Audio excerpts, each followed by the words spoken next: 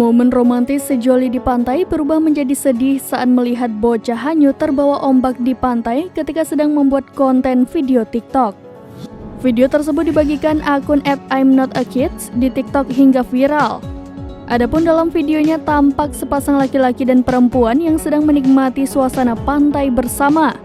Kemudian ada dua orang bocah yang melewati mereka dan menyapanya. Pasangan tersebut pun hanya tersenyum. Lantas, kedua bocah tersebut berlari ke arah laut untuk berenang. Mereka tampak bermain di antara ombak-ombak. Tiba-tiba, salah seorang bocah ada yang berteriak meminta tolong. Tetapi sepasang kekasih itu tidak mendengarnya dan masih asyik bercengkrama. Hingga akhirnya sang pria sadar bahwa bocah-bocah itu benar-benar hanyut di antara ombak. Pria itu pun berlari untuk memanggil penjaga pantai agar bisa menyelamatkan bocah tersebut. Sementara sang perempuan menangis karena syok melihat peristiwa tersebut.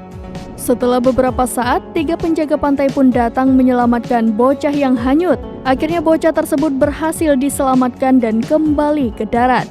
Hingga artikel ini ditulis, video tersebut telah disaksikan sebanyak lebih dari 5 juta kali. Unggahan itu pun dibanjiri oleh para warganet. Belum diketahui pasti di mana lokasi pantai yang ada di dalam video tersebut.